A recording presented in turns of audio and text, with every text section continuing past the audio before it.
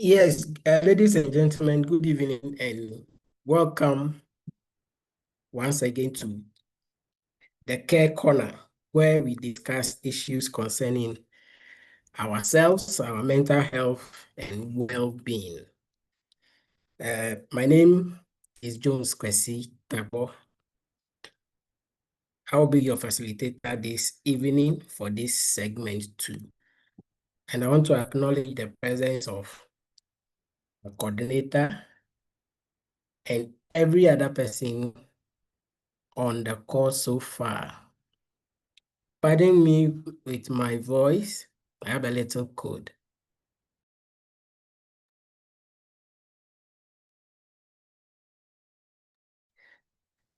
So today we are looking at the concept of self-esteem and self-confidence. Self-esteem and self-confidence. What goes into these things? How are they developed? We want to look at it. And some basic tips that can guide us in building our self-esteem and then self-confidence.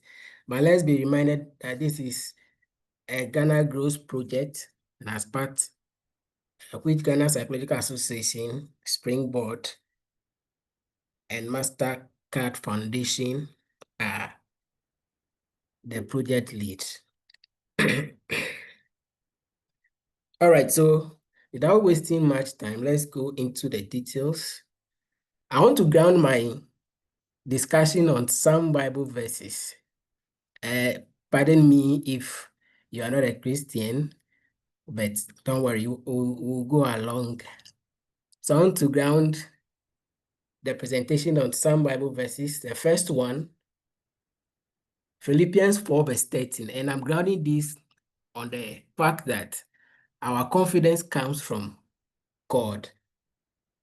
Philippians 4 verse 13 says, I can do all things through him who gives me strength. Some verses says, I can do all things through Christ Jesus. 2 Timothy 1 verse 7 says, For the Spirit God gave us does not make us timid, but gives us power, love, and self-discipline. Psalm 139 verse 13 to 14 says, You are the one who put me together inside my mother's body, and I praise you because of the wonderful way you created me. Everything you do is marvelous. Of this, I have no doubt. And Proverbs 3:26 says, For the Lord will be your confidence and will keep your foot from being caught. If some believers are here, say amen. All right. So I'm grounding these Bible verses to let us understand that sometimes our faith also help us build upon our confidence. And those who share with me in the Christian faith, we can, from these Bible verses, we can confidently say that our confidence comes from God. Because if you see the verses we've read, it all point out that with God on our side, we can do everything possible. All right. So, talking about the concept, self-concept. What is self-concept in general? What is self-concept? So you're saying that the combination of perceptions that a person has about him or herself, combination of perceptions that a person has about him or herself, the sense of being a distinct individual who possesses a blend of attributes, values, and behaviors that are unique. So, what are the perceptions you hold about yourself? All perceptions. And then your sense of, or that thought of that I am unique, I am a distinct human being who have multiple attributes, values, and behaviors that makes you unique. So This is what we are talking about, the self-concept, your general overview about who you are. So let's look at this formula. So self-confidence plus self-esteem adds up to give us what we call a self-concept. So your confidence level, we'll go into details, we'll know what confidence is, what esteem is. So you are saying that when you put these two concepts together, it gives you the general overview of who you are. So we're saying that self-confidence plus self-esteem equals to self-concept. Now, let's think about who are confident people. Let's think about people who you believe. And this, I will ask for some responses, okay? So if you are ready, you unmute and speak to me.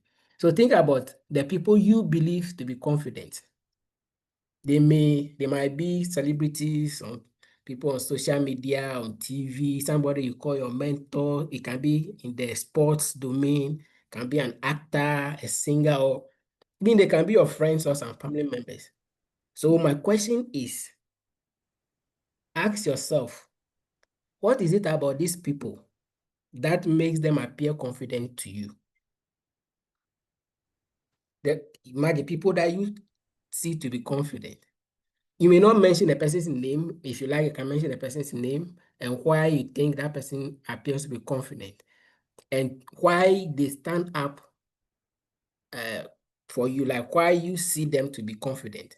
So if you can, anyone can unmute and then share his or her views with us. You can equally raise your hand and you'll be called. Oh, let us do it quick. Okay, let's do it quick. Or you don't see anybody to be confident in your cycles?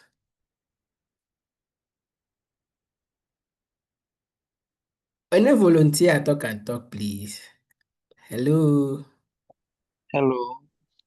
Yes, Raphael. Yes. Okay, so I would say that confident people normally they speak without stammering, and then when you give them the platform, they make you know that they know what they are doing. So that's one way to measure confident people. As in, they speak Okay. without stammering, they speak with vigor, and then when you give them the platform, they will make you know that they are very firm on what they are doing. So that is how to measure a confident person. Okay, so that is to you. If somebody is able to speak fluently, coherently, without stammering, then to you, this person is confident. Wow, that's good. Yes, let's hear from someone else. What characters do confident people? Georgina, your mic is on. Yes, sir. Yes, you can speak up a bit. It's okay. Can you come again? Please, is it okay? Am I heard? Yes, now we can hear you now. Okay. I think that those people are knowledgeable Okay. because if you know what you are to speak or what you know everything, or at least you have an idea of what is expected of you, also can make them so confident. But when you don't have knowledge of what is required of you, then you begin to lose confidence, and some fear will come to you. So I believe those people who we find as confident people are knowledgeable with what they do. That's what I Great. Person knowledgeable in with what they do. Yes, a last one, and then we'll move on. Who else would want to add something new, or if you have someone in mind that you think this person is confident, and because of these characters of the person, I think he is confident. Monica Efua Maeden, your mic is on. Yes. I also want to give an example about our president, our current president, Okay. the kind of confidence he has, and when you go through problem, let's say what recently happened to him, and the kind of confidence he had to speak to the whole world, let's say Ghana, to give us some kind of, let's say, he was able to influence us, though we were all mourning, having some empathy, but with his words and the kind of encouragement he gave, shows that he has some confidence in whatever he do or he has for the nation. That's what I also want to add. Great. So he being able to stand even in whilst everybody is down and speaking to everyone makes him stand out for you. Great. Thank you all for sharing your views.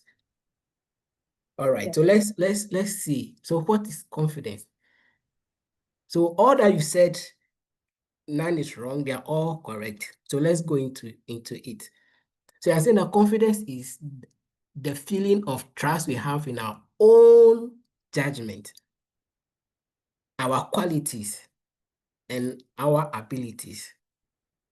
How do you trust what you are saying? How do you trust in your own judgment? Like, this judgment I'm giving is the best, it's right. Your own qualities as an individual, your characteristics. How do you trust in your own qualities and your abilities and capabilities?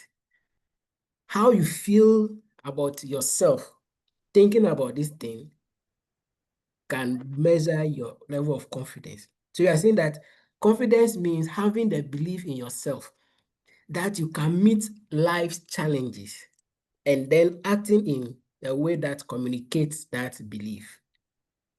Also, confidence can vary depending on what situation you are in or what activity you are taking part in.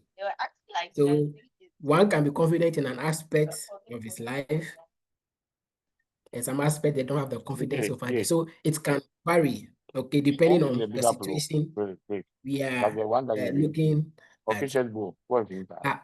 I would like to appeal, if you're not speaking, you mute for us so that we don't get interference. Thank you. So, and then, but one thing we should also know is that confidence is not about feeling or being better than others. So, because I'm better than you, I feel I'm confident. No. Or somebody feeling better than you mean the person is confident. No. So you are saying confidence is not about feeling better than someone or being better than someone. It is your inner knowledge that you are able to do something. What is within you? Your inner knowledge, that sense of I can do, is what I'm talking about. Confidence. So it's not about because you are better than someone else. No. Or try to compare yourself with someone and say that this person, I'm better than this person. That is not about confidence, but it's your knowledge about yourself that you can do this thing. They say it is a quiet inner knowledge that you are able. So you're also saying that it's an attitude about your skills and abilities. It means you accept and trust yourself and have a sense of control in your life. How do you trust yourself? How do you accept yourself even as an individual? You as a whole. There are people who they don't like who they are. So we are actually saying that to be confident, it means you accept and trust yourself and have a sense of control in your life. You know your strengths, you know your weaknesses as well. And you have a positive view of who you are. You're able to set realistic expectations and goals for yourself. You're able to communicate assertively, and you can equally handle criticisms. Talking about somebody who is confident. Do you know your strengths and weaknesses? So getting to know your strengths and your weaknesses helps you to manage yourself, know what to do at what time, and you have that positive view of yourself, where you are not looking down upon yourself, thinking that for you, you are good for nothing. So we're saying that you have that positive view of yourself. You're able to set realistic expectations and goals for yourself, goals that you know you can achieve. Once you set them, you work towards them and you achieve them. You're able to communicate without fear or favor, communicate assertively. And if someone criticizes you, those criticisms, maybe you take them and work if you have to work on something, but not making the criticism pull you down. So you're able to handle criticisms very well to the extent that they rather help you to grow instead of bring you down. And then we are also saying that if you say somebody is confident, it doesn't mean that person is outgoing. So if you see somebody outgoing, then you mean the person is confident. There can be people who are quiet or even shy, but they are very confident. So if you're not outgoing, that shouldn't make you feel like you're not confident. We are all different. Somebody can be so like slow but sure. They can be quiet like that, but give them the task and they'll execute it for you. Somebody can be outgoing, but if you ask them to do something, they are not able to do it. So you are saying that somebody who is loudest in their room, that doesn't mean they are always feeling the most confident inside them. The person can be very talkative, but that doesn't mean that that person is confident. Some people even use those things as defense to cover their low self-esteem. So we shouldn't be deceived by somebody who is loud, outgoing, and say this person is confident. Or you see yourself to be loud, outgoing, then you feel you are confident. No. That innermost feeling that I can do is what you're talking about. Then let's look at the counterpart, self-esteem. So generally, you are saying that self-esteem, that is the collection of beliefs or feelings that we have about ourselves. This is how we define ourselves, which influences our motives, attitudes, and behaviors. Who do you say you are? What is your definition of yourself? So your beliefs about yourself and how you feel about yourself comes in play to determine whether you're having that high or low self-esteem. So you're saying that self-esteem is our overall sense of self-worth. Your sense of self-worth, the value you place on yourself. Are you placing high value on yourself? You see yourself to be a very expensive person, or you feel that for you, you are just in quotes a doormat where people can just walk on you. What is the sense you have about yourself? That's what they're asking. Your self-worth and your personal values. It refers to the value that we place on ourselves as a person. So as a person, what value do you place on yourself? How expensive are you? In your mind, how expensive are you? Are you, in quote, cheap? Or if you place some value on yourself? This value is influenced by the beliefs and opinions that we hold about who we are, which include beliefs about all aspects of who we are, including even our appearance, our personality, emotions, and behaviors. So there are people who, per physical appearance, they don't like themselves. So you're talking about the value you place on even your physical appearance. How do you see yourself? Your personality.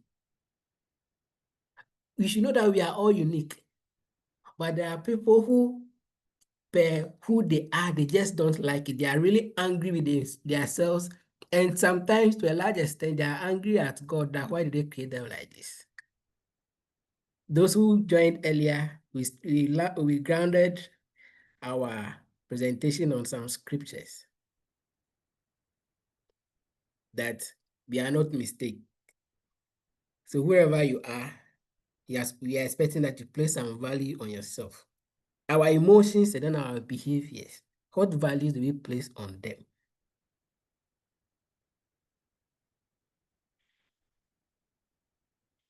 You are saying that your self-esteem can be affected, can affect how you like and value yourself as a person, believe in yourself and the things you can do, stand up for yourself when under pressure, willing to try new or difficult things, move on from mistakes without blaming yourself unfairly,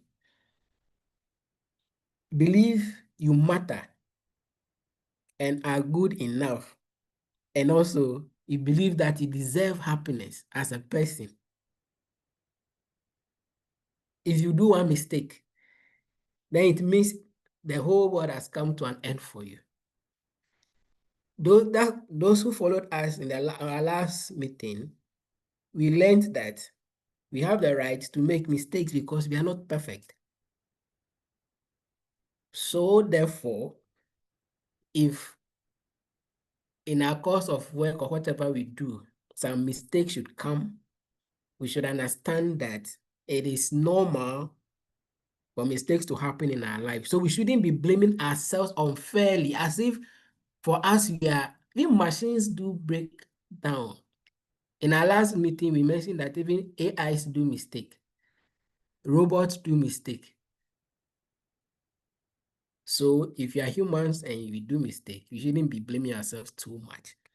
But if you place that value on yourself, if you have that high self-esteem, then that's why I want to understand that you have the right to make these mistakes. And you also matter. In the conversation, some of us feels like our views don't matter.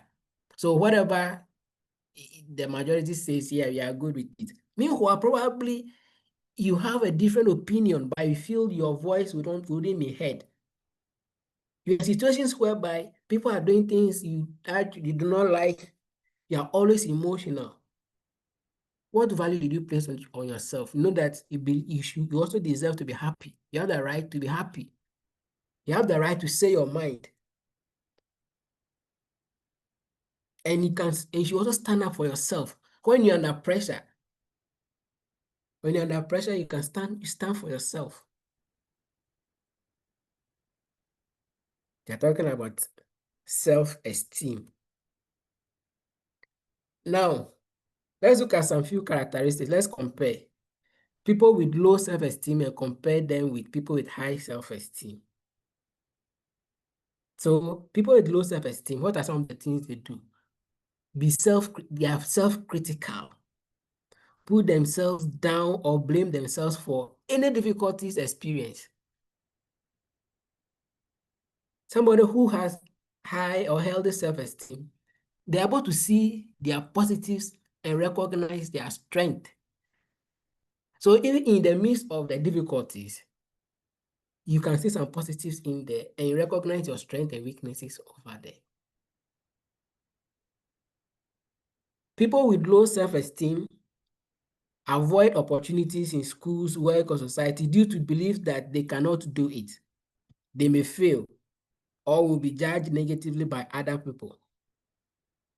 So they either avoid to engage in activities because they feel that, oh, for this one day, it is not for people like us. If we try it, we will fail. People will laugh at us and people will criticize us. So we didn't do this thing. So we end up avoiding. Meanwhile, you could have even done better when you should take on that challenge. People who have low self-esteem, mostly they are shy and withdrawn. They avoid contact with people or with others. They try too hard to please or be aggressive when faced with criticism or disapproval. Why are you feeling bad because somebody criticized you? Criticism is part of life. If you're not criticized, you can't learn. So if you should understand that being criticized is an opportunity for you to learn. You didn't feel bad or even get angry or become aggressive because you've been criticized or disapproved of something. Once you are not able to manage this aspect, you can say that you have low self-esteem. You are shy, withdrawn, you avoid contact with people. So even when in your social gatherings, you always withdraw. It's like I walk alone. Meet them in payment once. I don't like matter. That is your motto. I don't like trouble. So you always try to avoid people, thinking that maybe if you go closer, there's going to be issues and you cannot handle the people will leave you and all those stuff. People with low self-esteem feel strong negative emotions, low mood, anger, guilt, shame, frustration, or anxieties. Negative emotions about themselves. They're always thinking negative. Like they just don't have positives about who they are.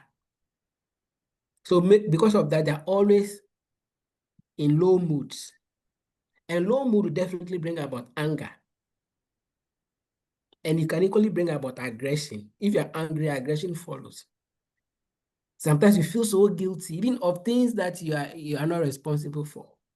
You feel ashamed, frustrated, or anxious. You ignore positive qualities and focus on perceived negatives. So there's something we call discontinuing the positives, where as an individual, you are always looking at the negatives that are happening in your life. If they ask you to say some positives or some achievements that you've ever experienced, it becomes so difficult.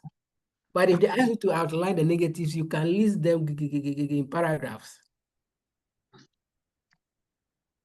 So people with low self-esteem tend to ignore the positive qualities that they have. If you should critically sit down, analyze yourself, realize that there are a lot of positives, even maybe more than the negatives. But because we ignore them, we are always dwelling on the negatives, and it keeps eating us up. So ignore the qualities, positive qualities, and focus on perceived negatives, including what they did wrong or mistakes that they've made. So if you see the counterparts, people with healthy self-esteem, I've mentioned the first one already, they're able to see their positives and recognize their strength. So are you placing yourself, I'm sure as we are speaking, we are identifying where you belong. Where do you belong? Are you belonging to the low self-esteem group? Are you belonging to the healthy self-esteem group? Do you feel good about yourself? Do you treat yourself well? Do you treat yourself with respect? Do you feel you deserve to be respected as well? People with healthy self-esteem, this is what they feel. They feel good about themselves. They treat themselves with respect and feel they deserve the respect of others too. So if you are stressed out, because you respect yourself, you take a break. You ensure people also respect you as well. And we say respect is reciprocal. People who have healthy self-esteem feel confident in being able to express their beliefs, their interests, and ideas and make their own decisions. They want to speak their mind, what they believe in, what their interests are, and they make their own decisions. People with healthy self-esteem embrace opportunities in schools, work, society, and reach their potentials. They feel strong, positive emotions about themselves because they feel they are good, they are capable. They react positively to criticisms and not take it personally. Reason being that you see the criticisms as an opportunity to learn and grow. So you rather take it positively, like, oh, okay, thank you for alerting me on this part of me. I didn't actually notice it. Then I have to work on it. And then when you make mistakes, you understand that you use this mistake or failures as opportunity to grow and do better next time.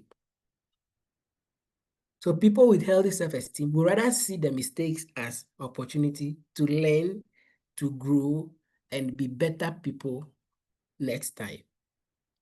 So just put your mind and see where you belong. So let's look at how self-esteem develops. Our sense of self begins to develop in early childhood. That's when we are very young. The experiences from our families, experiences of family, peers, school, teachers, community, as well as genetic or personality traits, all these influence our thoughts, our feelings about a variety of things, including how we see ourselves. Someone is writing on our screen. If you can notice that and stop, we'll be glad. So we are saying that this thing, it's a number of factors that come together to make somebody develop their self-esteem. Our families, the peers. As we go ahead, look more into that. So as in, all of us will experience both negative and positivity throughout our lives. So let's take some examples. How negative early life experience or difficulties can make an individual develop low self-esteem. So you're saying that difficult experiences during childhood, such as abuse. So children who go through a lot of abuse whilst they are growing, they face neglect. Even as they are crying, nobody seems to mind them. Nobody virtually cares about them. Goes through a lot of both physical, emotional abuses, bullying, or difficulties at school can lead us doubting our abilities and self-worth. So a child who goes through this moment like this will grow up thinking that they are not worthy of a person because always they are being bullied. Always theirs is not right. So growing up from an environment like this, you form that concept about yourself that I am not good. That is why they're always beating me. Then the low self-esteem starts from this point. Family relationships, parenting styles. The way we are treated by our families can seriously influence how positively or negatively we see ourselves. So sometimes parents can be overly critical or focus on our weakness. Sometimes they will compare us to other siblings and other children. Look at this person's child. Look at this person. Look how they are doing well. Look at their grades. Look at how they are dressed. And look at, so as you are doing all these things, like you now see that person as better than you, so you are no better person. Anything you do is like they shut you down. Yeah. Sorry for people who experience these things. These things, that critical lifestyle that we go through, parents us overly on us. They are always pointing out our weaknesses to us.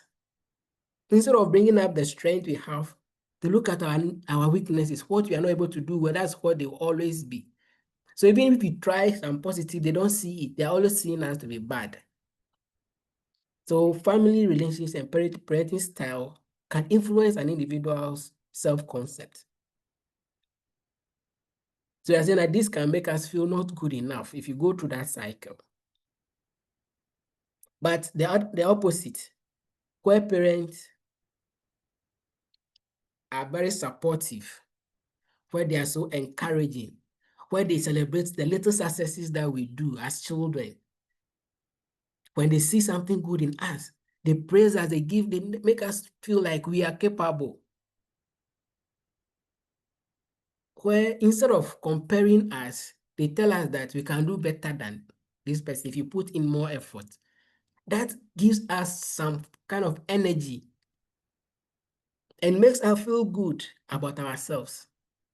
But the negative way will make the individual grow and become poorly, like have poor self-concept. Peers and friends influence. So for many, especially children and adolescents, peers and friendship groups play a very important role in our lives. Being treated negatively by others, bullying, or feeling like we do not fit in may leave us doubting things about ourselves. However, having friends that are supportive and caring can build up our confidence and make us feel like we can tackle anything together. Social media, which is one issue that is actually affecting us now. Social media can make us compare ourselves to others in unhelpful ways. You see somebody Photoshop AI images, and people do all makeups. Now you don't even have to put on makeup. You just use the apps to make up yourself, and you look so beautiful. Say, hey, this person is beautiful. I'm not beautiful. Then we start creating some images of ourselves. So if you are using social media in this way, it will definitely affect our self-concept. However, the same social media can be used positively, where we are able to get positive things out of it. And most importantly, our teachers too. Our teachers, as children, our voice, the voice of our teachers and parents, these two people, teachers and parents, but children will take the voice of their teacher first before their parents. So a child will come home and doing something that the mother thinks is not right. You tell the mother, our teacher says this is how we do it.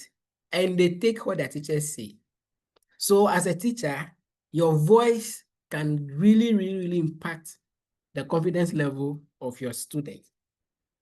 Teachers' voice often stick with us and impact on our opinions of our abilities. You may have experienced negative comments or criticisms like you are naughty, or left you feeling rubbish at certain subjects. On the other hand, you may have experienced really positive comments that have stuck with you, making you feel really good at subjects. So I am a personal example to some of these things, where comments from my teachers actually change a lot of things about me. So we should actually take note of these things. Let's look at the good news. What is the good news?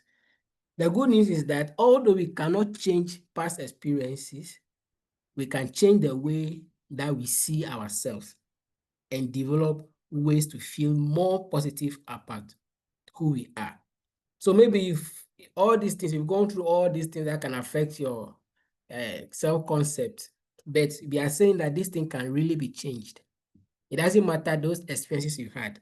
If you are making a conscious effort, if you are intentional about changing and becoming more confident, you can do that. So you can develop a new way of how you feel and see things. And that is the good news. The yes, I can spirit. Once it comes, it energizes you. You're able to move forward. And how do we do some of these changes? Is by one, considering our values. What matters to us? What are your values? So one factor that influences the way we feel about ourselves is our own personal set of values. These are the things in our lives we believe to be important. So what are the things you think are important in your life? Our personal values help us define who we are as a person, know what we stand for, and recognize our priorities. So we are talking about how we can change some of these things and become more positive about ourselves. Is we recognizing what our values are. What is most important to you? Into who be a baby? Plastic. Wow,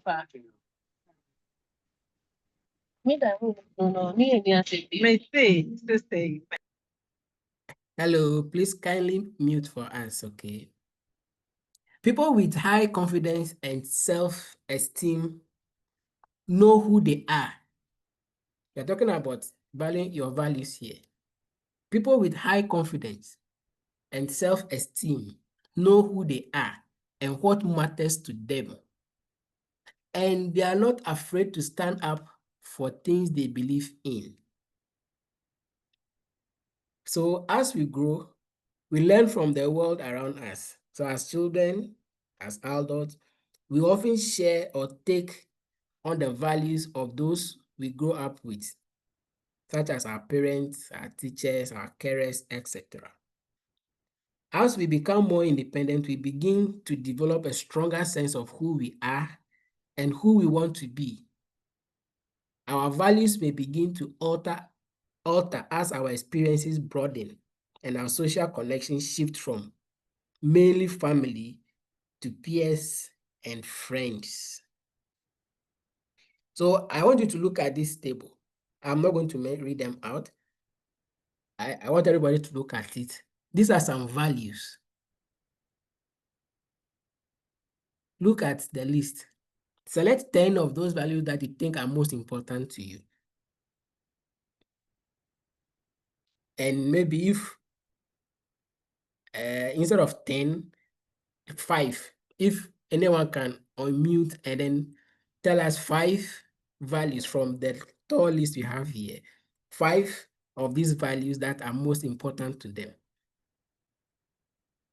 Any volunteer, or you want to study the list first? Let me give you some few time to look through. And anyone can volunteer to share. So you arrange it, your top 5, and share with us. And I want you to take note of this table and prioritize your values as well. But for the sake of this call, I want some people to volunteer and tell us what is most important for them. Just 5.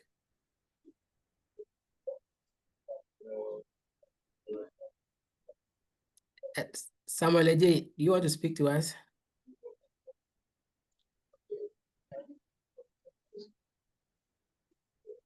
Hello, Sejo. I just joined. Oh, okay, your mic was on. I was asking a question, so I thought you wanted to respond. That's why I will just. Ow. Okay, so let's go this way. So personally, to me, my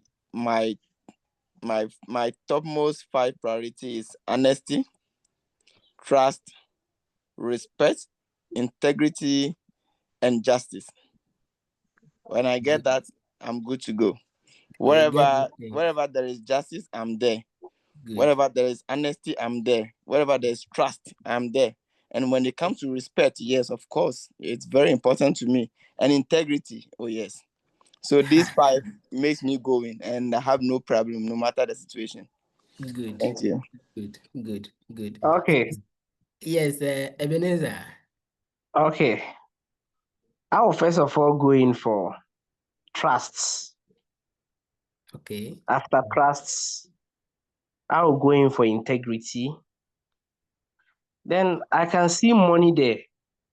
That's very important. Very important. Very, very, very important. Okay. And I will also add unity. Okay, unity. I'll add unity. Then lastly, I'll add honesty. Honesty. All right. Honesty. Can we hear from a female? Can I hear from one female? Come again. Yes, thank you for sharing your values with us. I'm asking, can we hear from a female? Which female want to share their priority to us? Hello? Yes, Deborah. Yeah, I will first go for love. Love. Okay. Yes. Honesty. Okay. Integrity. And trust. Yeah. Good. Thank you. Thank you very much. Yes. So we are talking about our values. And thanks for all those who have contributed to this aspect. Talking about our values, what is most important to us? How do we ensure what is important to us is upheld? Holding on, and not just about saying, but acting in ways that will bring you these things. Keep your confidence level or your concept going.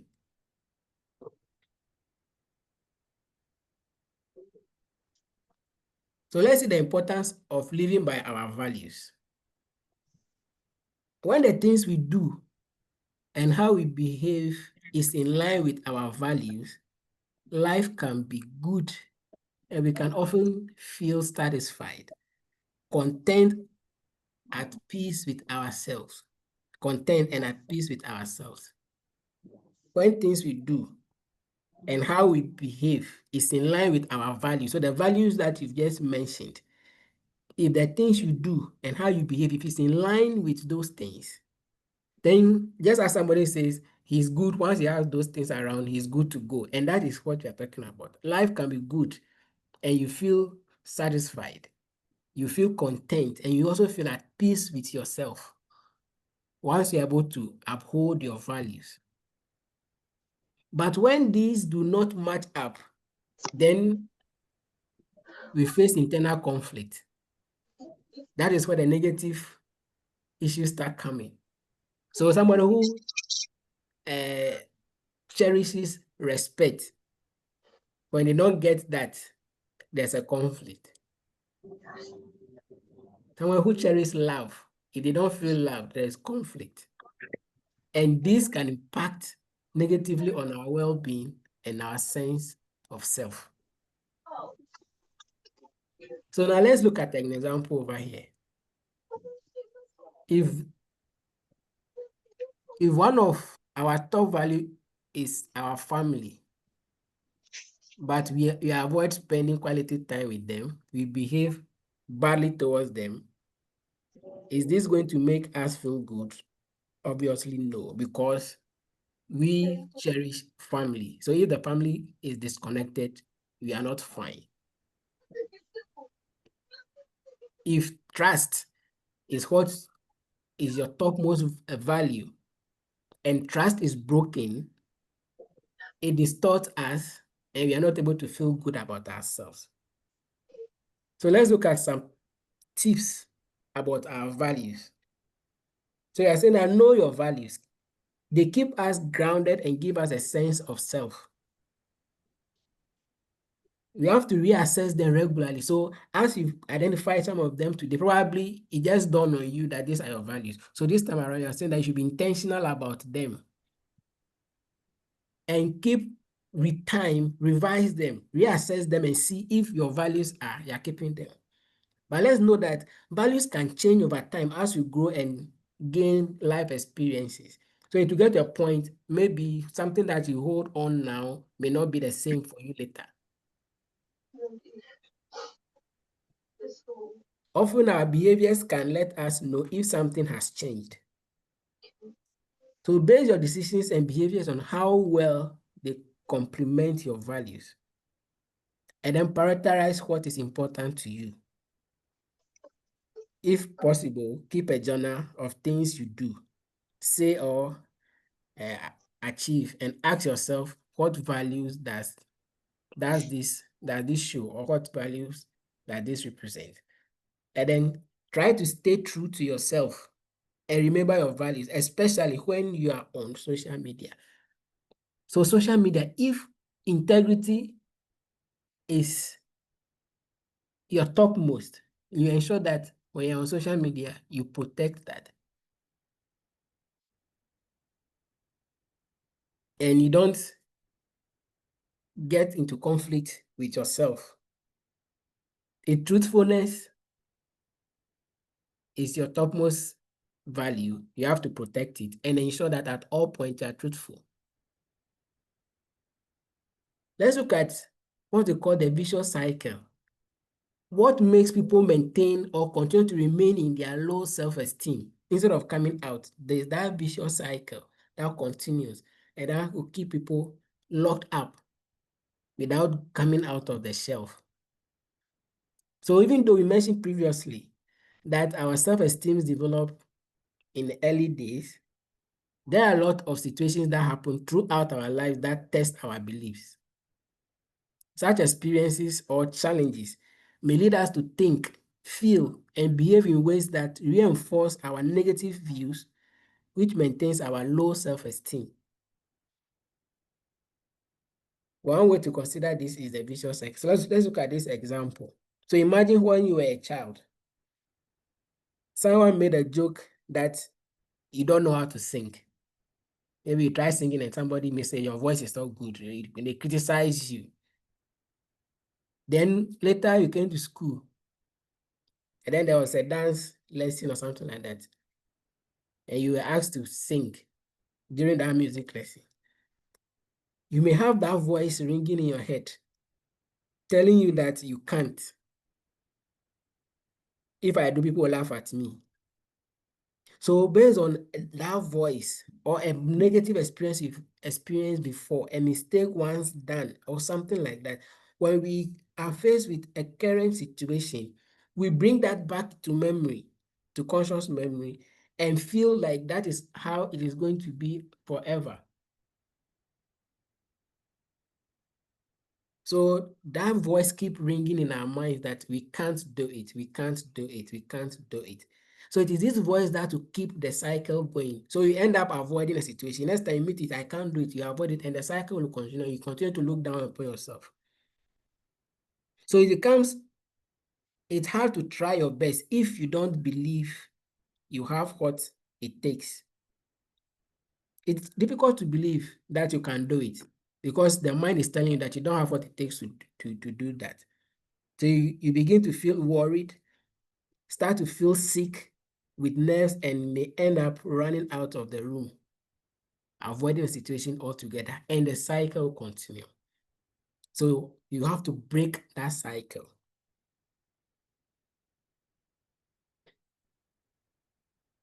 How does this affect us? Low self-esteem can negatively affect our thoughts. So you realize that your way of thinking will always be towards one direction with a lot of distortions, making us think we can't do something, we will fail, or that we can't cope. This leads to feelings of anxiousness, worry, or even frustration. And these are often accompanied by unpleasant physical sensations which reinforce what we are feeling. This fear of failure begins to affect our behavior. So we may say no to activities that we are unsure of, or avoid people or places in order to minimize or avoid the negative feelings we are having. So this is how it works. Looking at the diagram here, you are saying what you are thinking, what is going through your mind, that negative thought, and the behavior you are putting to it will affect how you feel. So what you think and do affect the way you feel. It can also go in the triangular way. What you think affect what you feel, and what you feel affect what you do. And the same way, how you feel affect how you think and affect how you act. So it can go in that triangular way as well. So our thoughts is very, very important. What is going through your mind about yourself is very important. There are a lot of things we can do, and because of the negative self-thoughts, we are not able to do them. So these are just some basic tips which will help us wrap up. I'll just go through them very fast. How can I build my confidence and self-esteem? Building your self-confidence and esteem can take time and practice because it's not an overnight something. You have to actually take time and practice and build it. So if tomorrow it seems to be low, doesn't mean you can't. You continue to do it gradually, and you achieve it. And what helps you now may not be the same thing as what helps in the future. It might feel like a big step to make change. Go at your own pace and don't put too much pressure on yourself. Small changes can make a big difference. Be kind to yourself. Ladies and gentlemen, let us be kind to ourselves. Let's recognize and challenge our that unkind thought we have about ourselves. So recognize and challenge your unkind thoughts. Try to do this by talking to yourself as you would to a good friend. How you're able to encourage somebody. Sometimes talk to yourself, encourage yourself like that. You tell someone that it will be good, it will be fine. If you're also in that low mood, tell yourself that it is going to be fine. Things are going to get better, just as you do for someone. It's also important to forgive yourself when you do make a mistake. And I think if you mentioned this thing earlier, let us forgive ourselves. Let us heal both physically and emotionally by forgiving ourselves. Let us avoid comparing ourselves to others, that this person is better than me. Let us rather work on becoming better versions of ourselves. Repeat positive statements to yourself. For example, you could say, I am enough. I am worth it, to yourself in a mirror every morning. If you feel you don't like yourself, start saying positive things to yourself. Look after yourself. Take good care of yourself. Try to sleep well, eat well, stay active, spend time outside in nature, avoid drugs and alcohol. Just anything that you do to be good. Vacations, what have you. Take good care of your health. And treat yourself well. Because that is what shows that you value yourself, respect yourself, make yourself like let yourself be important to you. It's not only about pleasing others, but please yourself as well. Make your soul feel happy. And then avoid overdependence on people and manage your expectations. Let us train our minds in a way that we can survive even if people walk out of our lives. Sometimes someone walks out and is like, hey, without you, I'm going to die. Without you, I'm going to die. Without him, without her, life can't continue. No, they say let us train our mind in a way that we value ourselves. Okay, let's place that value on ourselves. That even somebody walks out of us, we will still be fine. Let us strive to learn something that we can do to stay healthy and happy. And make yourself happy. Someone says, I know someone's name which is happy yourself. Make yourself happy. As a lady, don't limit yourself to marriage or expect your partner to provide all needs. So it's like there are some females, they feel the end of the road is marriage, and once they get married, no. Build yourself. I will always advocate that as a female, invest in yourself. When you invest in yourself, you place value on yourself, and that is what will make the other person value you.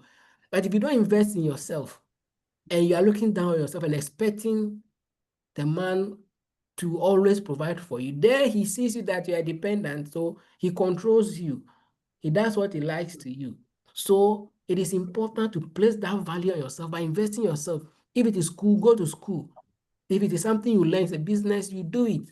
Have your own means of finance so that you are not always dependent on someone. So going into marriage shouldn't be that I'm going to reduce poverty or 10 financial fortunes. No, if you go and it's there, thank God. Sometimes based on this thing, expectations are so high. So when you go in and things are not the way we were seeing it from afar, then say life will start showing us different things. Always make room for limitations of others. So far as we are humans, know that we are all not perfect. So don't always like overly trust that this person there will never fail. People can promise, and not by their intentions, they may fail their promises. So we should always make room for any eventuality. The person assured you, gave you 100% assurance that, oh, this I'll do for you. Yes, we believe and hope the person does it, but if it doesn't happen, it is part of life. So that you don't feel like we are not important. That's why the person ignored what he wanted to do or she wanted to do. And let us aim at moving to the next level in our lives. The growth mindset. Always, how can we become better versions of ourselves? That should be our mindset. let us have that growth, and that growth mindset will always give us the energy to make a step forward or to walk forward. Then focus on positives. I think we've mentioned these things. Think positive, talk positive, feel positive about yourself, because you are also important. Spend time with people, have fun with family and friends, connect with someone you identify with and trust, and be kind to others. These are the people who will like you for who you are. So if somebody doesn't like you, person can walk, you can walk off.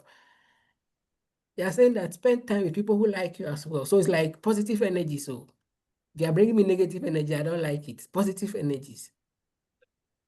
So you have fun with family, friends, connect with someone you identify with and trust, and be kind to others, because these are the people who will like you for who you are.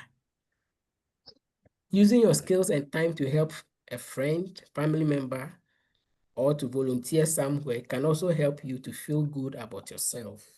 So social bonding is also very important. Okay. And I think my last point, no, second to last, learn to be assertive.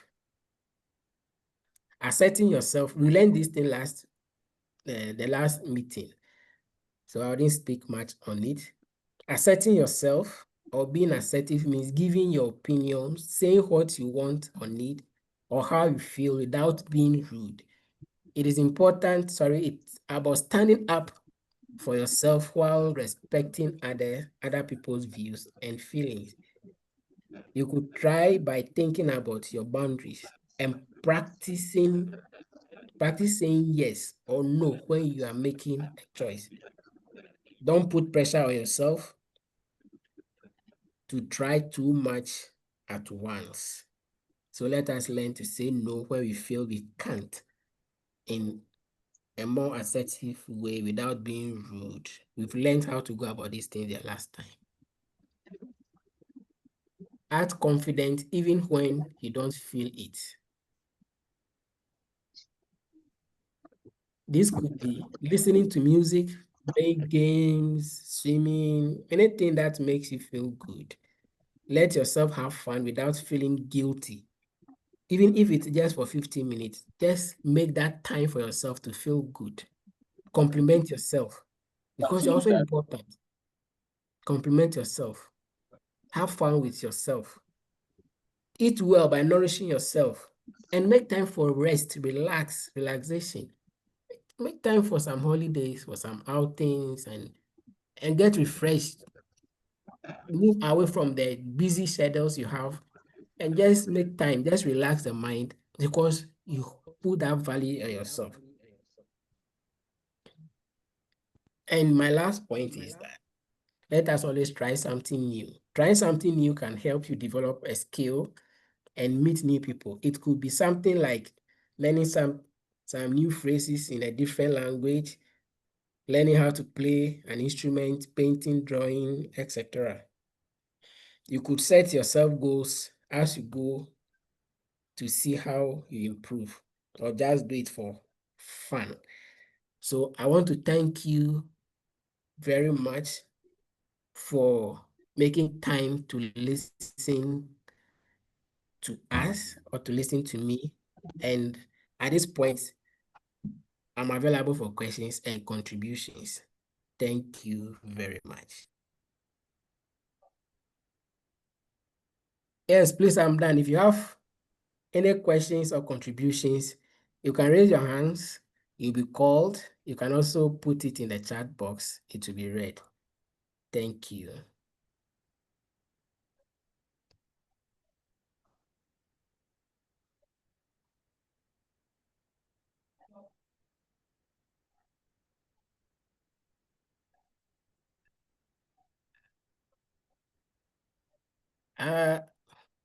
Is there any question, please? Yes, Mr. Samuel J. Yes, it was good evening and good evening to everyone. Thanks so much for such a wonderful submissions. I just want to ask a question. I think just in the slide, the last but one slide, you mentioned that you should show confidence even if you don't appear to be so. In such instances, will you not be living a life that is not a true life of yourself? Like, will you not be faking, so to say? Maybe you can elaborate a bit on that. Okay, so Thank you. what I mean over here is that even though like there's some form of nervousness in you, and then however, in a way to not let yourself to be pushed down by that level of nervousness, not about faking, but what you can do to yourself. So that's why I'm saying that if possible, either listen to music, play some game, or do something that can take your mind off and help you to come back to yourself. Anything that you can do. So like even doing a relaxation exercise.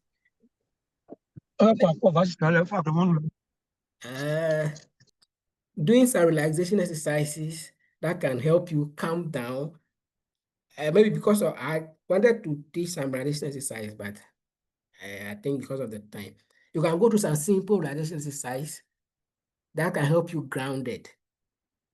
You see, so by doing some of these things, it makes you to perform, even though you may not be 100% sure of doing what you do, what you are supposed to do, but it gives the ability to try instead of avoiding or moving away from the situation.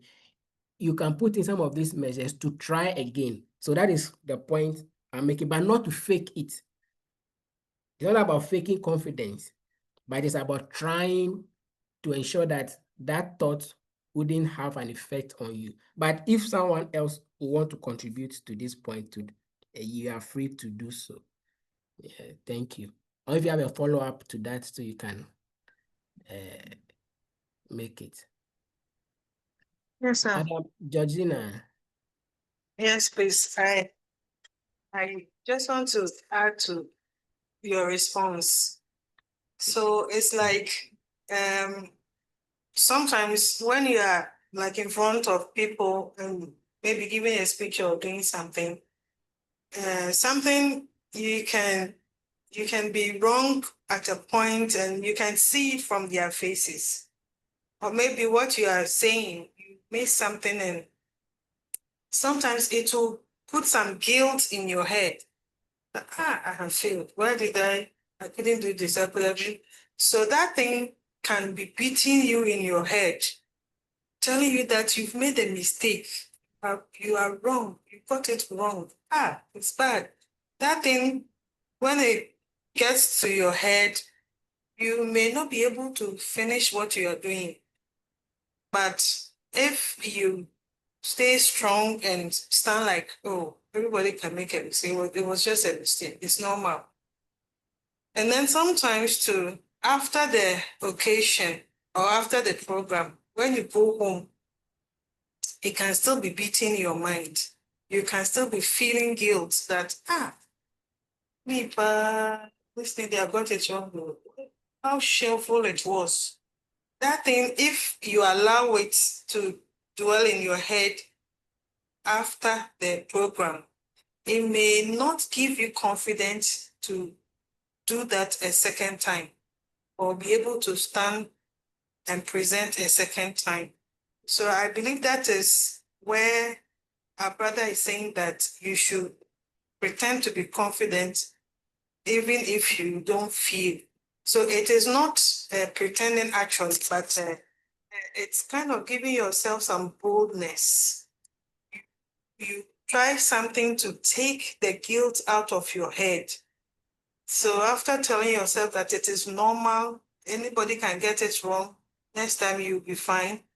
Listening to music or doing something that will take that thought out of your head will strengthen your confidence for another program. And I believe that is what Sir John's is teaching us. Yes, perfectly said. So one of the techniques, yes, thank you very much for the support. One of the techniques for helping you be within yourself, that is grounding. There is one technique we call the 5-4-3-2-1 coping technique. So I just want to briefly teach it so that you can use at any time you feel a bit nervous in any situation at all. You can quickly just do that to bring yourself down. It is a technique to help you grounded. So 5-4-3-2-1. So maybe I'll just take you through. Who volunteer for me to use him or her for? Anyone who want to volunteer. Mr. Andrews, I'll call you after this practice. But if you want to volunteer, I'll be glad. Who would like to volunteer? Okay. All right. Okay, So I'll volunteer. okay. Yeah. So usually we start by making the person to breathe in and breathe out, but we'll skip those ones. So just do the major aspects. Okay. So look at your environment so well, wherever you are. So you are doing a 5-4-3-2-1 coping technique. Look at your environment so well. Now tell me 5 things you can see around you.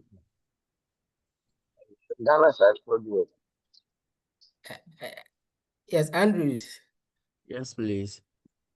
Tell me 5 things you can see around you. Okay. I can see people around, and then I can also see birds. Excuse me, where I'm in a closet, so I'm in a hostel, so I see people, I see birds, I see bags, and also clothing. Excuse Good. me if that is not what I'm Good. told. Yes. Okay, now tell me 4 things you can touch with your hand. Okay, 4 things so you can touch. okay, so I can touch the birds, I can touch the people, and then the clothing, and I can also touch the bags. Okay. Okay. Now let's move to the next one. Listen very carefully to your environment, okay? And tell me 3 sounds you can hear or 3 things you can hear. 3. Okay. I I can hear people talking, those talking, and then I can also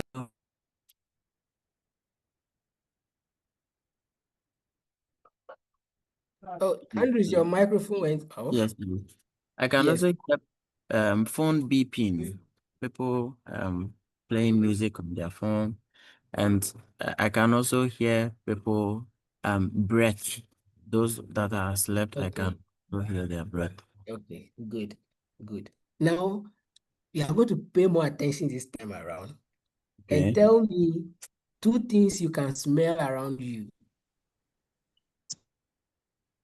2 things you can smell around you. Can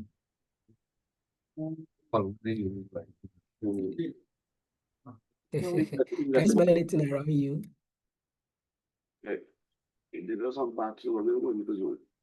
Okay, aside my aura, I can't smell a scent.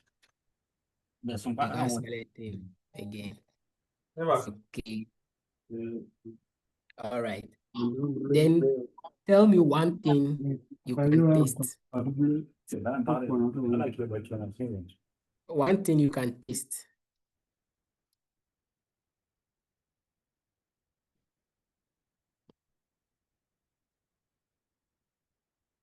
One thing Hello, Andrew. yes, please. Yeah, that you can taste.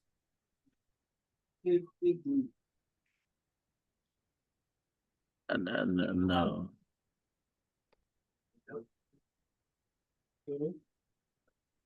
Okay, so around me there is nothing I can taste right now. Okay. But you can taste the saliva, isn't it? I almost said it too. You can taste your saliva because you are not eating.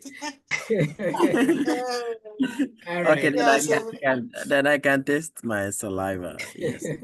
Okay, so you see, this exercise that we just did. So this is, so we first started with 5 things you can see, 4 things you can touch, 3 things you can hear, 2 things you can smell, and then the last one, what you can taste. So when you are trying to get these things, it brings you into your environment. Your awareness comes to the environment around you. Instead of your mind hovering all over, it brings you to here and now. So it helps you to get grounded. So this is one activity that people can do to help themselves come back to their environment. If the mind is wandering around and all those stuff, you try and then do some of this activity to help you to get grounded. So it helps in building on your confidence when you're about to. So maybe you're about to make a presentation and you're feeling so nervous. You can quickly pass through these 5 processes and then start talking. And the confidence level will start from there. Once you start, all that needed is just to make the first step. Once you make the first step, you'll be able to flow. So this is one technique. Yes, so I saw some hands up earlier. You can bring them back so we continue. But before then, there's a comment. Okay, let me call Andrews now. Your hand was up earlier. Yes, ask your question. Please, you are muted. Okay. Thank you very much for the opportunity. My question is it okay to feel reluctant when you know that is a task for you to do, but yourself feel reluctant? Let's assuming you have a presentation to do tomorrow and you must at least prepare yourself. But anytime it comes in mind, you feel reluctant, as in you don't feel like doing it. Is it okay to feel that way? And if not, what will be a measure to cope with that thing to prevent further consequences? Thank you very much. Okay, so maybe let me ask that. Is it that you feel confident that with preparation or without preparation, you're able to do this? So it can be one way. Maybe you believe in yourself that even at that minute, I can put myself together and get this thing done. It can be one way. It can also be that either the fear, the anxiety around the whole thing is making it difficult for you to start preparing to do what you want to do. Either, or it can either be that you are stressed out. So a number of factors can make an individual feel this way. But one thing we should understand is that when there is a task ahead of you, that's what we call procrastination. And procrastination can equally be that either you are stressed out. Someone who is stressed can be postponing things a lot. Either there's a lot of stress, and that can equally affect you. So to an extent, it is not the best. You have to also prioritize things you want to do. Set time target for the things you want to do. And once you're able to do this thing, that is when you're also placing this value on yourself and knowing that I must do this thing at this time, setting some boundaries for yourself. Because if you are postponing the activity, it will end up piling on you, where you are now pressured under pressure to do what you're supposed to do. And that's what will make it difficult for you to even do the presentation you're supposed to do. Because instead of you making time to practice before doing a presentation, you are not able to do so. And it will always affect you, and that at the end of the day will also affect your esteem level because you couldn't deliver the way you wish you could have delivered. So one thing is that we plan our day, and when you plan the day, what you intend doing first, this comes to do with self-discipline. You plan a day and put the task that I'm supposed to do this, and always ensure that you do as you plan to do. So if you want to do this thing, it helps you without piling up things. But the more you pile up the thing, or the more you keep postponing, when it gets to the dying minute, there will be a lot of pressure on you. And that will make you have do mistakes or make mistakes. And at the end, you may think that you are not capable of doing a thing, which is going to affect your confidence level, even in the presentation that you intend to do it. But however, I'll still open the floor. If someone has an addition to make, we'll be glad to hear that. Yeah, Madam Georgina, your hand came up. Yes, but mine is a question. So maybe if you are done with this. Okay. Okay. So I don't know, Andrews, if I've responded, but if someone has a contribution to add to Andrews's question, the person can do so.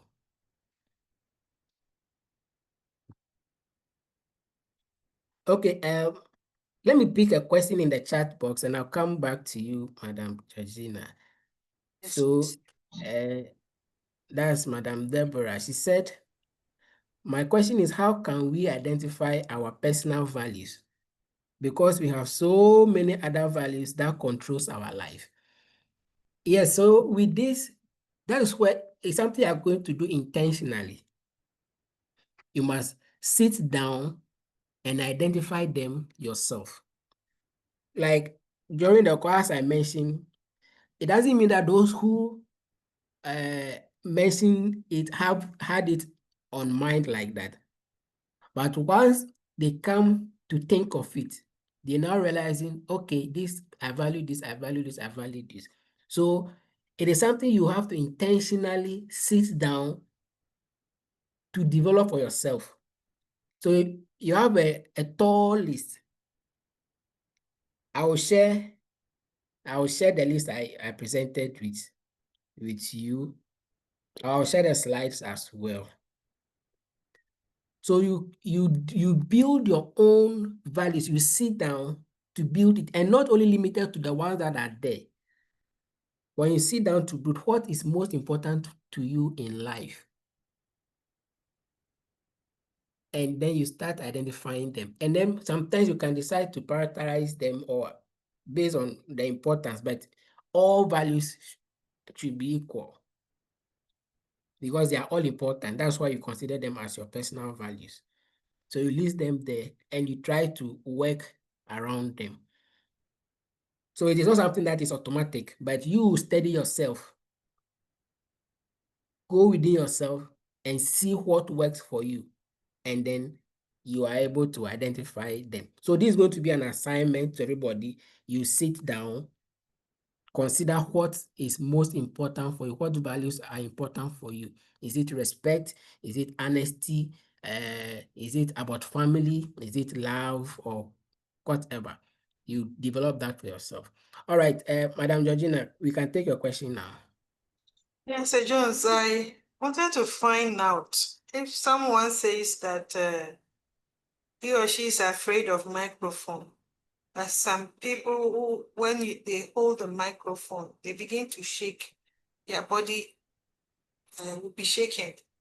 But I think 3 days ago, someone called me that there's a program she's in school, and she has been assigned to be on the stage for something. And then she called me that she's afraid of the microphone. She's mic phobia. She actually said that. So I just want to find out from you, how do you help such a person? Okay, so talking about phobia is more about an anxiety issue, okay? So you have to train this person on how to overcome this fear by engaging in some basic practices with the person. First, we must even look at what is the person thinking. What are the things that the person is going through? What is he thinking? Is she thinking that when she speaks, she will not be heard? Is she thinking that maybe her English will not be correct? Or is she thinking people will criticize her?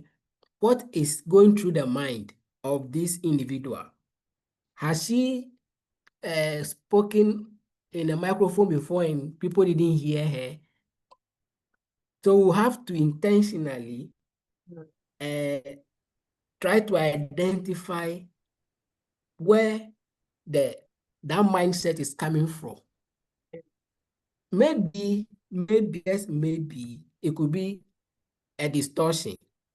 Either the person is just having some negative thoughts about herself when she speaks in microphone. It could be that she had a negative experience before when well, speaking in a microphone. So, as we are saying, usually what you are thinking, you say what you think affects what you do and affect how you feel. So you help this person to change those mindsets about herself, that speaking in microphone is going to will make me feel like this or do this or feel bad. So after able to identify the way the person is thinking, you now put in some practical measures, some behavior practices. Maybe speak to, maybe just model, maybe just a stick, a pen or something, as if you are speaking in a microphone, and try to construct your statement and everything, making some practical lessons for the person. And sometimes you can equally introduce a person gradually to speaking in microphone. So it may be a whole behavior therapy that you may help this person go through to alleviate this fear. And also you teach this person some relaxation exercises when they are about to hold the microphone. What are some relaxations they will have to go through? Maybe some breathing exercises, some deep breathe in, breathe out exercises before they speak. When they are speaking, you can decide not to look into the face of the people. These are things you can teach the person. And they speak just assuming that they are speaking to just one person without imagining a whole crowd listening to them. That can also be another technique. So there are a number of ways you can help this person overcome this fear and begin. So the fear of microphone is a phobia, it's an anxiety that can be worked on. So this person can benefit from behavior therapies, and I'm sure they'll be good to go. I don't know if that answers you. Very well. Thank you very much. Madam Helena, your microphone is on. I don't know whether you want to speak to us. It's okay, it's off now. Please, is there any other question or contribution?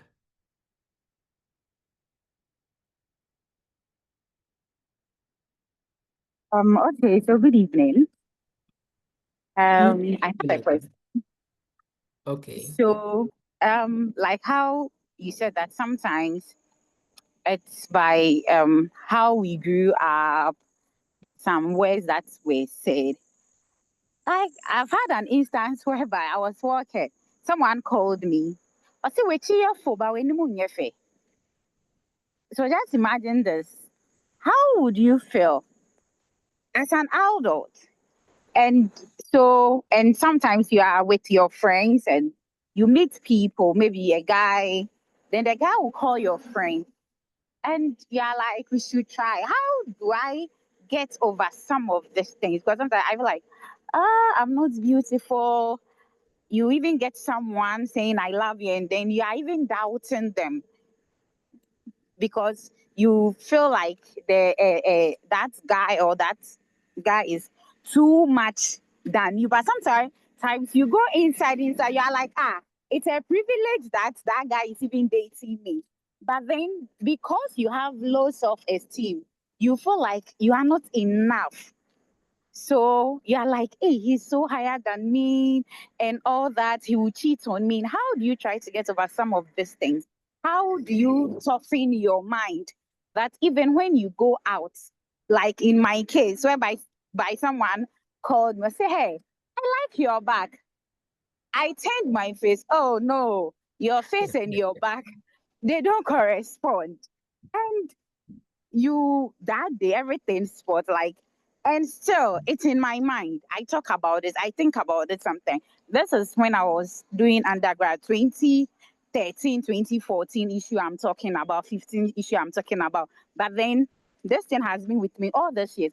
How do I get over some words that people say knowingly or unknowingly, but then it hurts me or it hurts us, like some of us that have this low self-esteem something.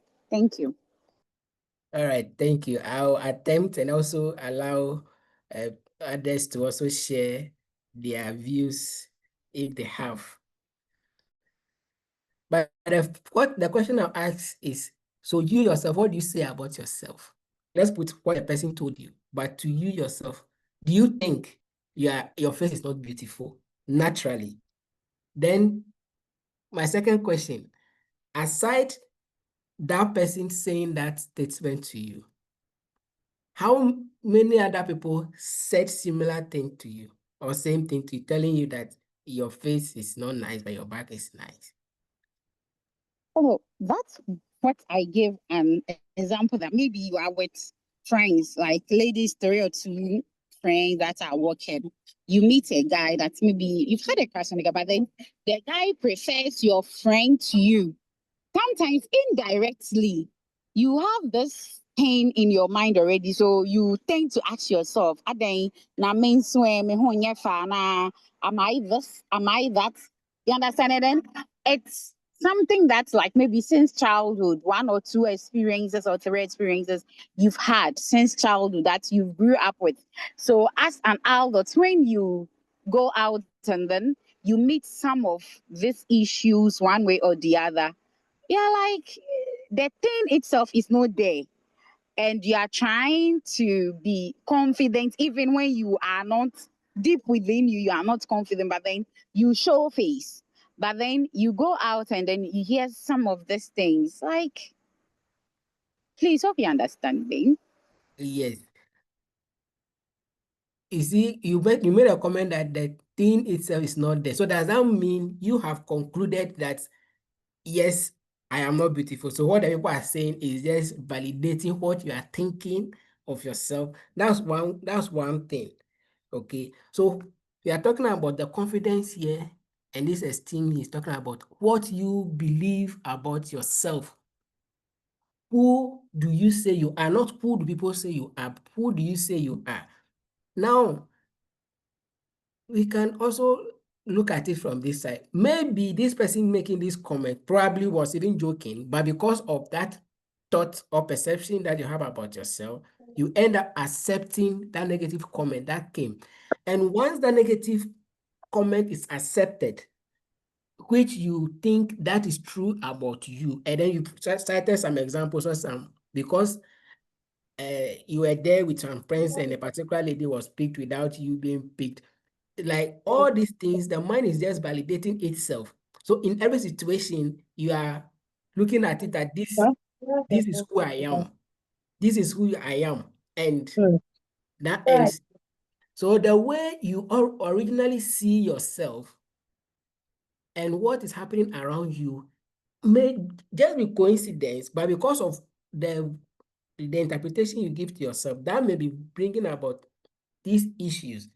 So with this as well, the first step here is about changing that way of thinking about yourself, where you think you are not beautiful.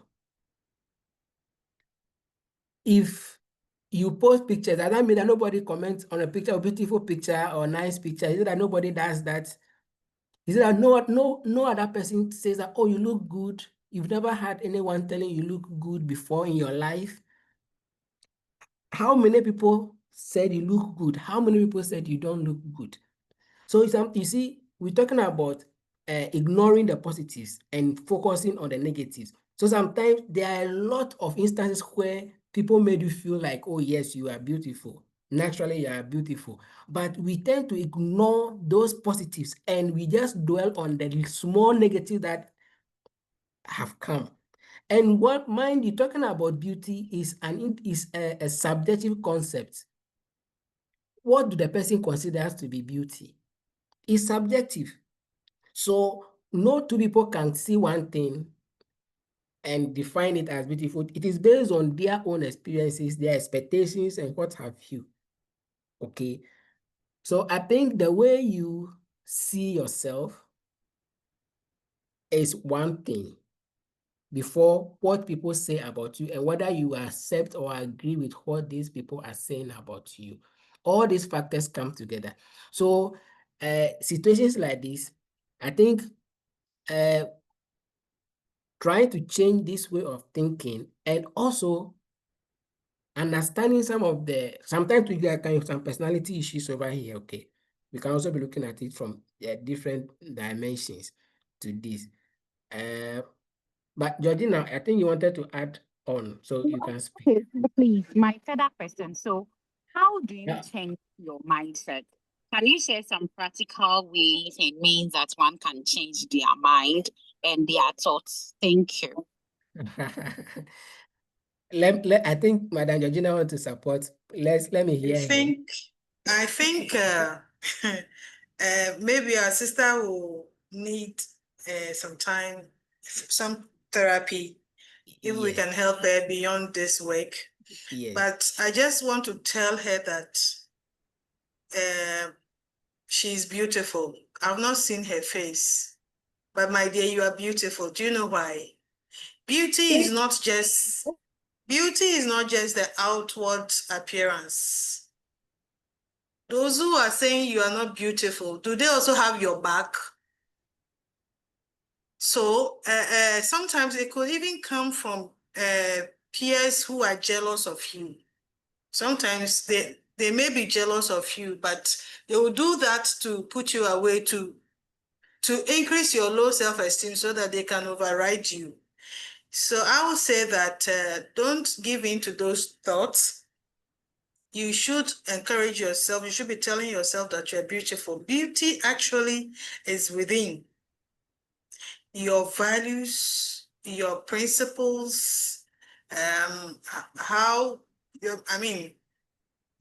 you can put yourself together as a lady, as a woman, makes you beautiful. If you are responsible, if you are decent, you can have all the good attributes that a virtuous woman will have. That is beauty. And it is said that beauty lies in the eyes of the beholder. It is never true that as you stand now, you will not have a man to propose to you or to want to be with you. It is never true. And it is what they have put in your head, right? If we want to, maybe we may have to get you through a therapy to, start from childhood to help you with some cognitive restructuring. But then for now, I can tell you that you are beautiful. Don't accept that you are not beautiful. It is not acceptable. They are saying it like our brother was saying. What do you see yourself? Do you confirm that what they are saying that you're not beautiful? So for a start, you should start accepting yourself as beautiful. Psalm 139, when we're starting, brother gave some quotations, Psalm 139, 13 to 14, that God created it. You are the one who put me together inside my mother's body. And I praise you because of the wonderful way you created me. So God created us, the Bible says, he created us beautiful. Even some version will tell you, you are complex. You made me complex. So, and then after God had created us, he said what he did was good. He was pleased. The Bible says he was pleased.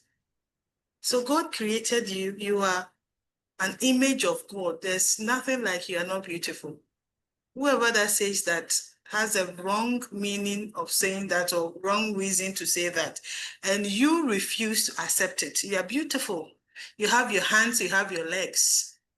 You are capable of moving. You've gone to school, you've been to the university, you are also studying, you are capable of going through studies. You are beautiful. It's not just your facial, so don't accept it. Okay? You are beautiful, and don't work with people who, put you in that. When you realize some friends are like that, pull yourself out. Always be around people who can make you, not make you pull you down or push you down. And then trust yourself, be kind to yourself, love yourself. Love yourself. Accept yourself, that God made you and you are beautiful. So other things that you can use to complement your beauty, like I said earlier, your how do you call it? Your principles, your values, your principles. You're a good cook, you are a clean person, you are healthy, you are neat. You talk well. All those things makes you beautiful. So don't accept that you are not beautiful. Maybe later on you can call Sir Jones and then we help you further. But trust me, I've not seen your face, but I want to encourage you that don't accept it. Keep telling yourself that you are beautiful. That's what I want to add. Oh, thank you so much. Thank you, Madam Gina. And yes, so I think Hello. we can connect after the call. Yes, please.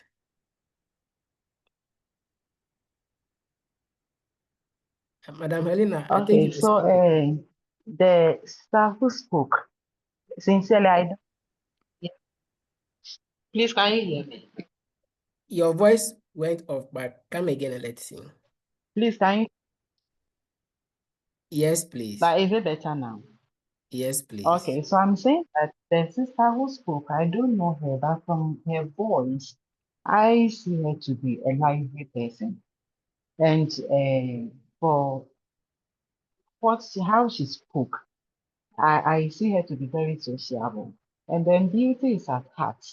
So once you have a good heart, I think it reflects in everything of yours. Perhaps what that particular person wanted to see didn't see, but that doesn't mean that you are not who you are. Personally, I feel the way from your expressions, you are a very high potential person, and you seem to be making friends easily from your words and from the way you speak. So I personally feel you you may have issue that you are connected to, but you are wrongly judging yourself. So perhaps additional therapy will help, but I feel that you are judging yourself wrongly. You have a mirror in your room. Just after this program, stand in front of the mirror, ask your mirror something, and your mirror will give you a very good definition of yourself. Thank you. Thank you very Thank much. you. Yes, Andrews. I think maybe last two questions. Yes, Andrews, your hand is up. Hello. Yes, we can hear you. Oh, okay. Thank you very much. I just want to add that to what my sisters have said.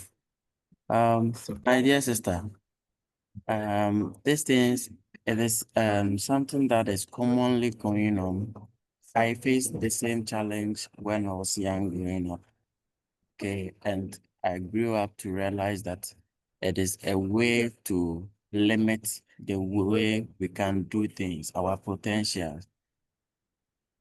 So when you become a target, so be a targeter, people do all sorts of things to bring you down. Imagine in my elementary school, I used to talk. Okay, I like people. I am someone that speak publicly. I like and especially in an occasions and those stuff. And anytime I get to class and there is something like to come and say in front of my class, the moment I get up, people will be laughing. Hey, Obekam Maneti, Obeye say, we cried Okasa Nekasa, Eseoba, yes, you see. So these things diminished me. And it wasn't only that place.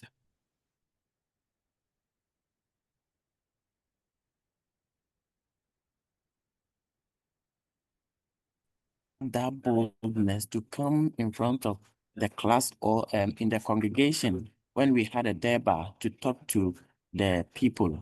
So it was that thing that causes these tactics they used, and it had effect on me. In fact, it really drained me down. Anytime I'm to do certain things, you realize that those things will come back to me. But my sister, you are the most beautiful lady I can say. Okay. So please, one thing that I can help you, you have to make some affirmations.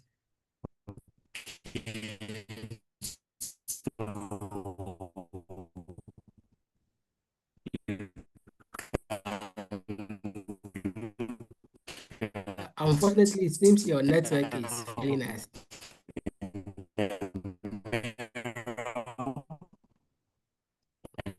Mr. Andrews, if you can maybe reposition yourself.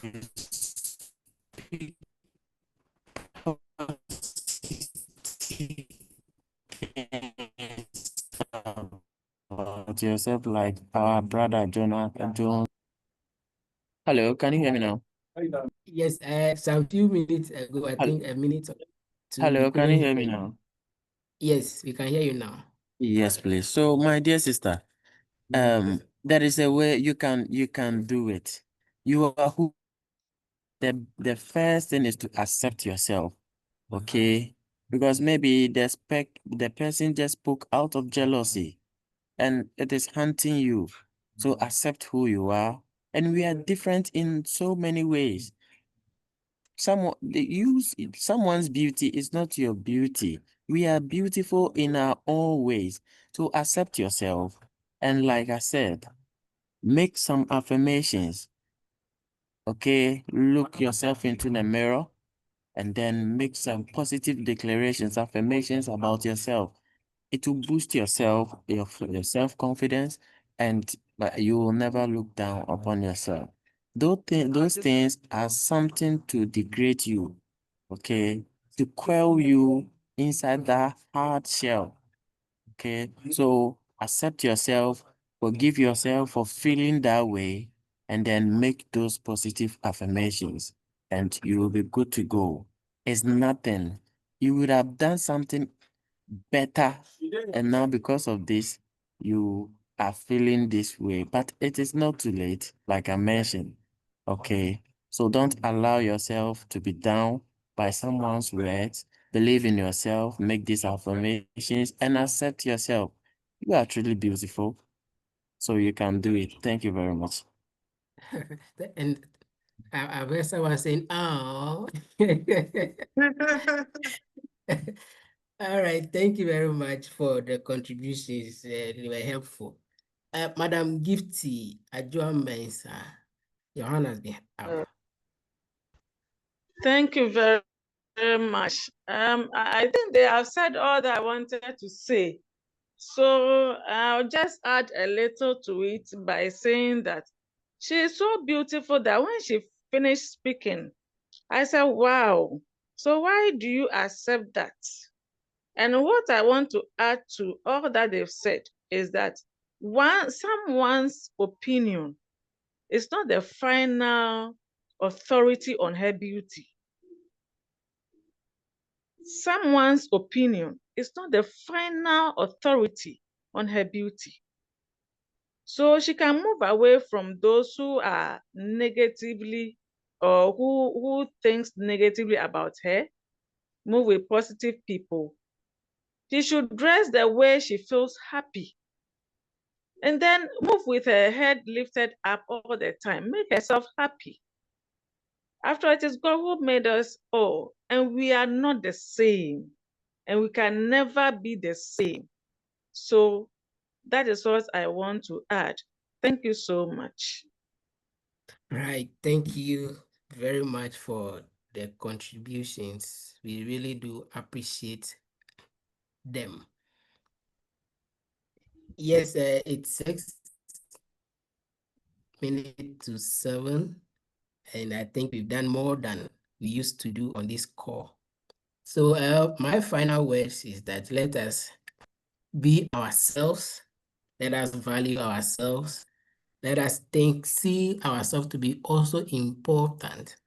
And just as Madam Gifty said, the opinions of people about us shouldn't define who we are. Let us take on the I can do spirit. And most importantly, let's know that God loves us, even in our weak times.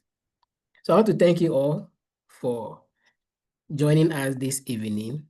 And once again, to let you know that this is a Ghana Growth Project, partnering with Ghana Psychological Association and Mastercard Foundation, Springboard Roadshow.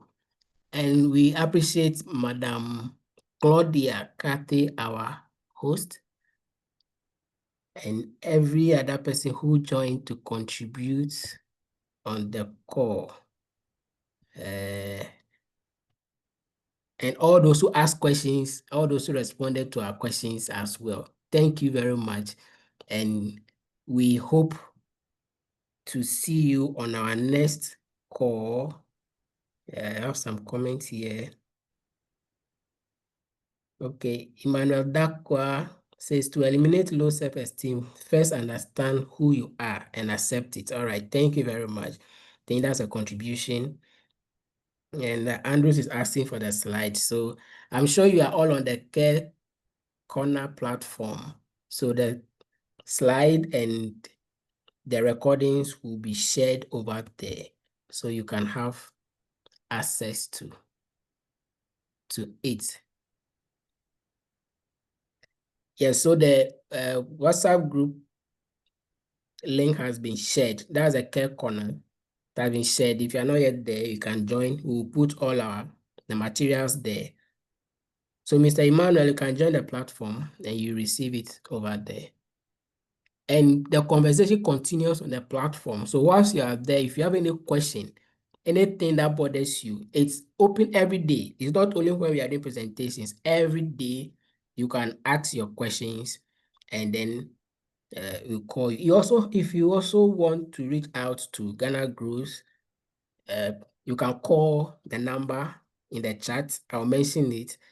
030-8255-775.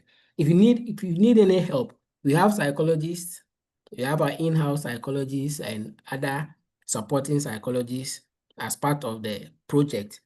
So you can call at any time and you'll be given a therapist that will take care of you, regardless of where you are. We won't charge you. So just call. Okay, you can join the platform via the WhatsApp link, and you also have the call number 030-8255-775. That's Ghana Growth call line. All right, I think at this point, thank you all for those who are appreciating the presentation in the chat. I've seen you all. We are grateful you joined. All right, so I can see some microphones on. I don't know if you want to make any contributions. Just to say a big thank you. That was very good and very useful, because it's a normal thing that sometimes we may think it's nothing, but people really struggle with it. And it's always, I think it's been good to remind ourselves and enlighten ourselves. Thank you so much for such an opportunity. We are grateful. You're welcome. You're welcome. All right, so thank you, and we'll meet next time. Bye-bye. Bye. Bye.